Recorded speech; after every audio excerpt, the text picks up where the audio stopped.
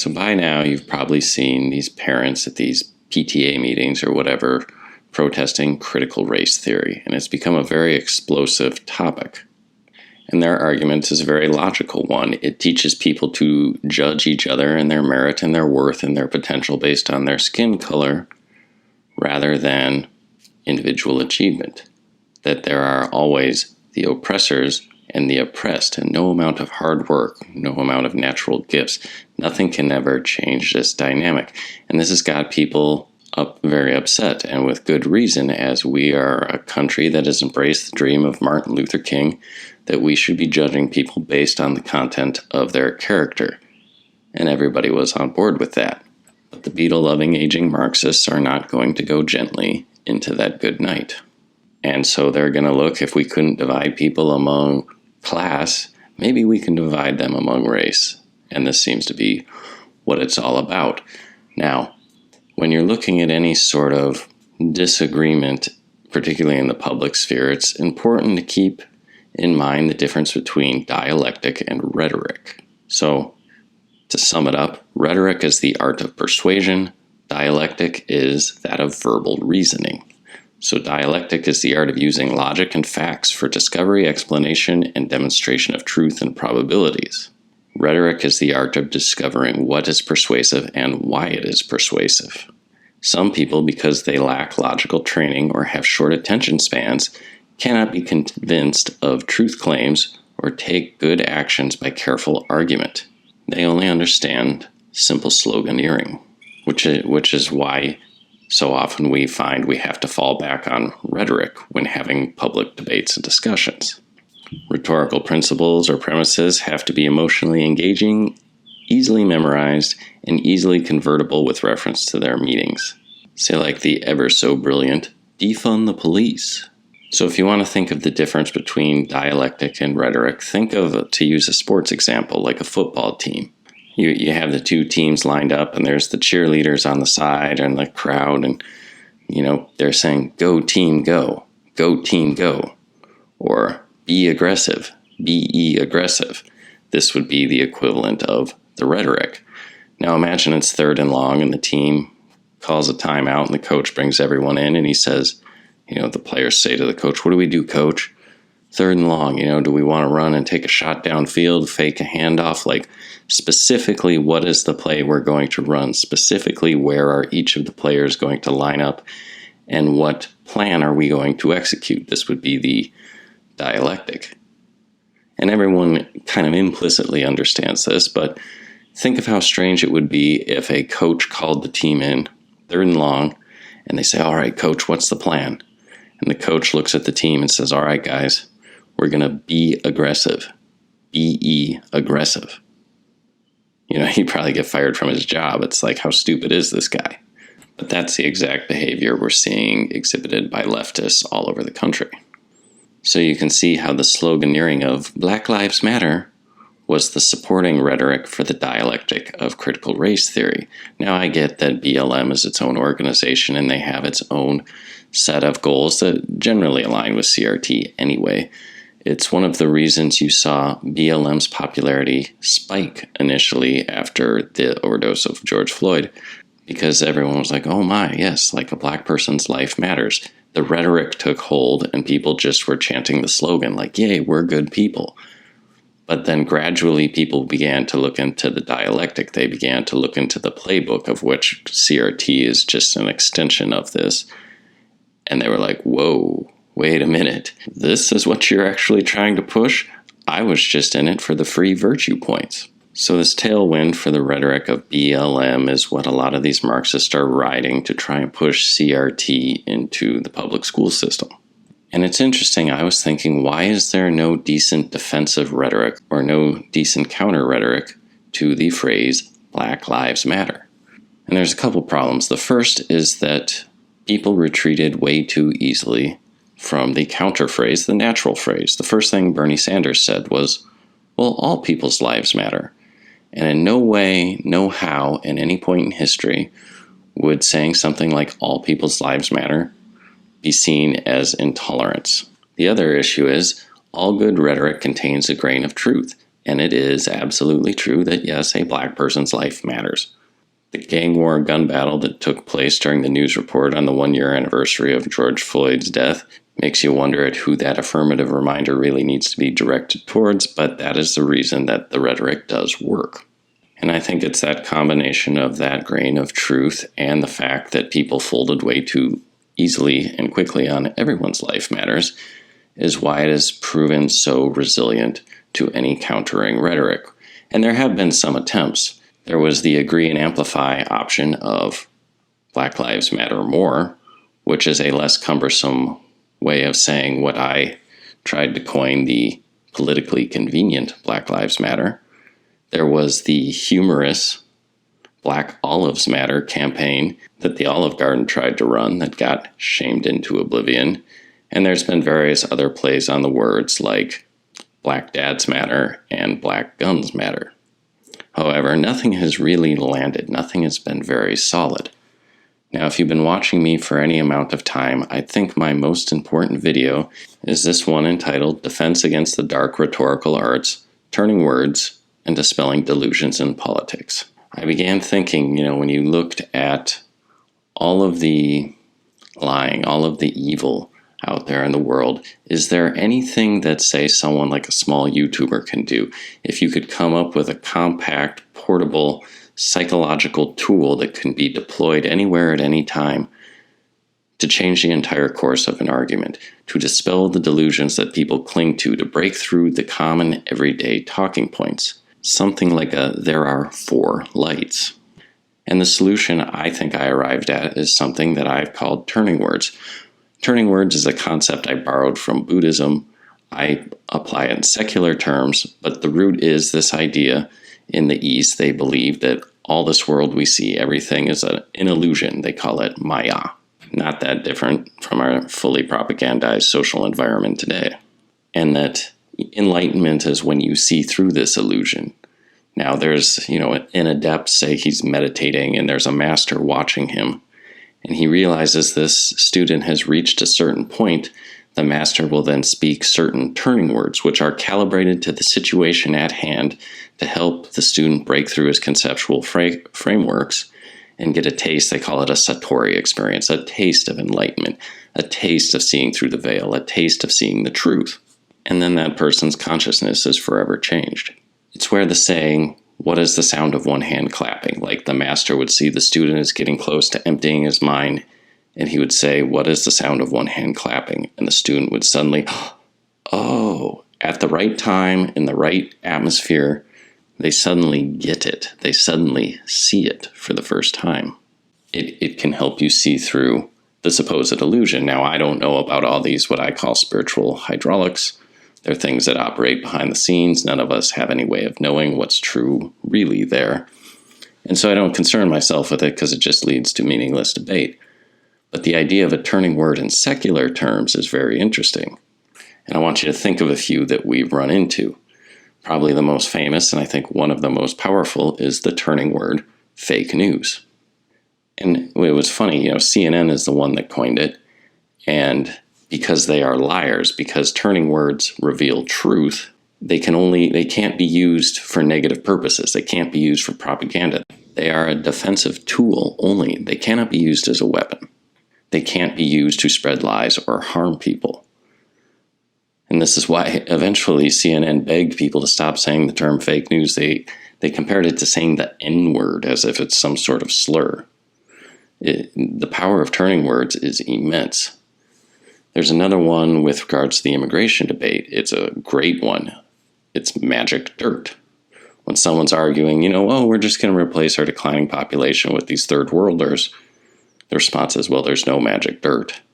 They're not going to become doctors, lawyers, productive members of society if where they come from is they're drug dealers or they're just subsistence farmers or they don't just change. There's no magic dirt in America or in France or anywhere else that simply converts people into hardworking Protestant Christians. It's a feature of the nation and the culture. A nation is its people, not its dirt. The same reason the early American settlers didn't suddenly become a part of the Cherokee Nation. Another one while this immigration debate was raging on and they were talking about bringing in massive numbers of war refugees from the Middle East, is a particularly devastating one that stated Islam is right about women. It's a double bind. The left has nowhere to go. They either have to say Islam is wrong, or they have to admit Islam's problematic beliefs about women. Islam is right about women is a particularly impressive turning word. And then one of the more recent ones, and one of my personal favorites, is the NPC meme. That one has so much utility. It can be applied over and over again, and it's because the left has given up their ability to think independently. They have to turn to their priest class, their late-night comedians, to tell us, what do we think about this issue? What do we think about that issue? And they have to just be willing to roll with the ever-changing contradictions and twists and turns in the narrative, where it's like it's always day zero. We're always just, what do we believe today? Tell us what to think. And we don't want to remember what we thought in the past, because then it just proves our absurdity. And because they just blandly repeat the talking points that they're told, they're like a programmed NPC in a video game that keeps giving you the same text dialogue over and over again, and is no more help beyond that. And so I talk about this to give people an idea maybe of what you should be looking for. Is this idea of a turning word could really help turn the tide in this discussion, this dialectic discussion we're currently having on CRT. Because the turning word is rhetoric on steroids that has its power greatly enhanced, because it doesn't just contain an element or a nugget of truth. Truth is purely distilled down into a short word or phrase as you can possibly hope for. But the problem is, how do you come up with turning words? Because it obviously isn't very easy. They almost seem to happen by accident. And really the only way to do it is A/B testing. You don't know until you try. You don't get to make an argument for whether something is a turning word or not. It just simply works or does not work. In fact, I think the most successful counter-rhetoric I've seen so far in this whole discussion is this little girl holding the sign that says, "I'm not an oppressor." Now, this is pretty good because it does show the absurdity of what CRT is pushing. The problems I have with this, I don't like that they use children, these child soldiers like the Greta Thunberg thing. Although since CRT is actually being directed towards children, it does give you an argument or a case for having a child hold this sign.